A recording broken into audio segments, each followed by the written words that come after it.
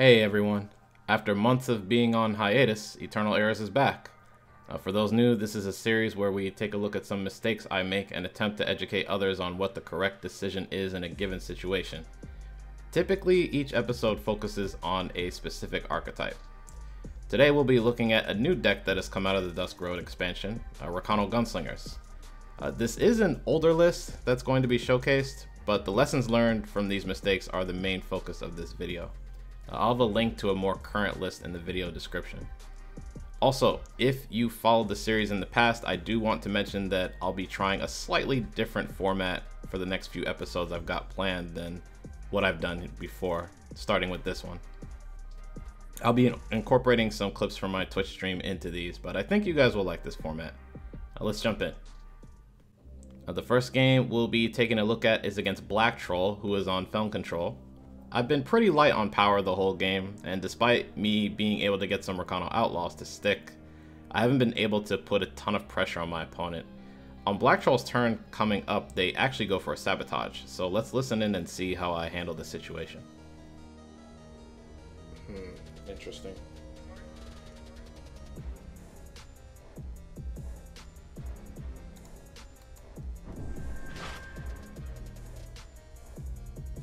Using Protect here is best. Are you gonna try Shadow Fire, Justice, Gunsling, Scry, Aggro, see how that turns out? Oh, yeah, I should have protected myself, not the unit. That was a mistake. Yeah, that was a misplay. Yeah, that was bad. I could have protected myself and then saved everything else. Yeah, that felt kind of bad. That was pretty bad. So as you all saw, I actually ended up getting Tunnel Vision and used Protect on my Champion of Glory when I could have done it to face and block Sabotage completely. I was so focused on making sure my champion stayed alive that I completely forgot that I could still get blown out by removal during that point, and I did. Because of that, my opponent got to see both torches and played around them for the rest of the game, which ultimately cost me. Having information on your opponent's hand can be very powerful, and this game was a perfect example of that.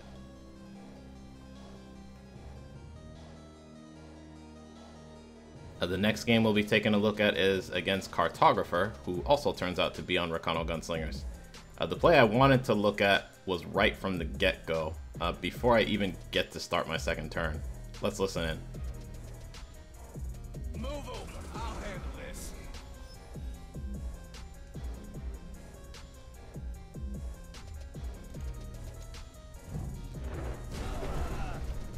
Well, maybe that one didn't matter, actually. That one might not have mattered. Might have been okay just leaving this alive.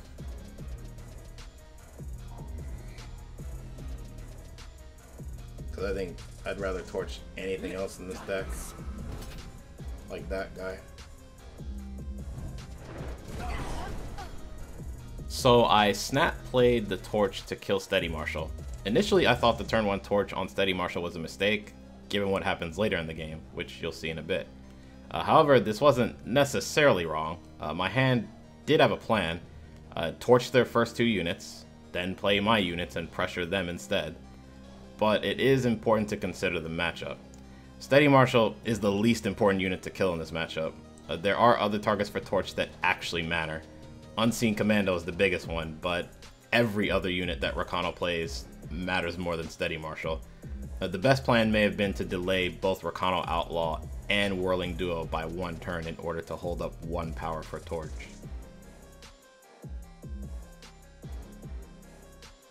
Finally, we have a game that isn't from a live stream against Foxy Boxer, who is on Huru Flyers. Here I missed free damage on the second to last turn with my 1/1 Frog and my 2 attack unit by only attacking with Milos, who had a Deforged Plate equipped. This turned out to be lethal, and I left my opponent at 2 health instead. I did end up winning the game, but this could have turned out to be devastating. This happened right before my opponent was going into turn 5, and I had no backup units in hand to finish my opponent if needed. Granted, this was Huru Flyers, so the most likely defense my opponent would put up is a unit or Permafrost, in addition to the Vanquish they had for Milos. But giving your opponent a free turn is a great way to lose games, especially if you're the beatdown. That's it for this episode of Eternal Errors. Thank you so much for watching. Feel free to leave a like if you liked the video.